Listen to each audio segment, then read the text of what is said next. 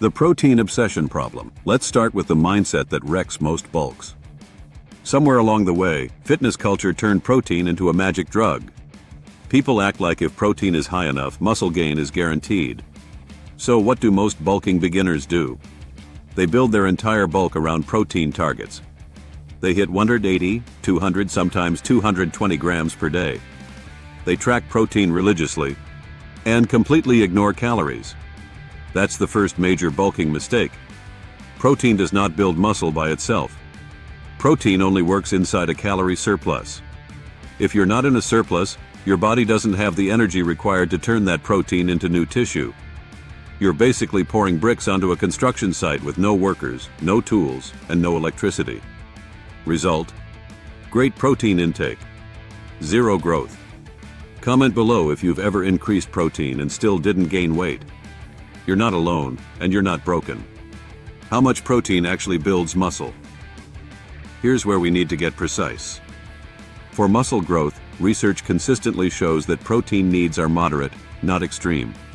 The effective range for most people bulking is roughly 1.6 to 2.2 grams of protein per kilogram of body weight per day. That's it. Once you're in that range, more protein does not meaningfully increase muscle gain. If you're 70 kilos, that's roughly 110, 155 grams per day. If you're 80 kilos, about 130 to 175 grams. Anything far above that? Diminishing returns. And here's the part people hate hearing. If your protein is already in that range, increasing it further does nothing unless calories go up too. So if you're slamming extra shakes but your body weight isn't rising, you're just burning money and stressing your digestion. This is where most bulks quietly fail. The real reason you're not gaining muscle while bulking. Let's address the core issue directly. If you're not gaining muscle while bulking, one of three things is happening. You're not actually in a calorie surplus. Your surplus is too small to matter. Your training doesn't provide enough stimulus. Notice what's not on that list? Protein.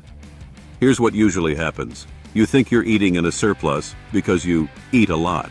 But when calories are tracked honestly, you're at maintenance, or barely above it. Protein is filling. High-protein diets kill appetite. So people build meals around lean protein, feel full all day, and unintentionally undereat calories. This is the silent bulk killer. You don't need more discipline. You need more calories. And if that sentence makes you uncomfortable, good. That discomfort is exactly why your bulk isn't working. Calories versus protein. What actually drives growth? Here's the hierarchy for bulking. Burn this into your brain. Calories first. Protein second. Everything else third. Calories provide the energy required to build new muscle tissue, recover from training, increase training volume and strength. Protein supplies the raw material, but without energy, raw material goes nowhere. This is why people with perfect macros sometimes gain nothing, while others with sloppy diets grow fast. A moderate protein intake plus a consistent calorie surplus beats extreme protein with no surplus every time. If your scale weight isn't rising by about 0.25, 0.5% of body weight per week, your calories are too low. Period. No amount of protein fixes that. The second protein mistake. Nobody talks about. There's another protein mistake that ruins bulks, and it's more subtle. People use protein to replace calories instead of support them. They drink protein shakes instead of eating calorie-dense meals. They avoid carbs and fats because they want to stay lean. They fear fat gain more than failed growth. That's not bulking. That's diet culture pretending to lift. Protein should support a surplus, not crowd it out. Carbs fuel training performance. Fats make hitting calories easier. Protein just needs to be enough. If your bulk feels like cutting with more chicken, you're doing it wrong. How to fix your bulk immediately. Here's the fix. Simple. Uncomfortable. Effective. Step 1. Set protein at 1.6 2.0 g per kg. Stop overthinking it. Step 2. Increase calories until body weight rises consistently, not guessing. Tracking. Step 3.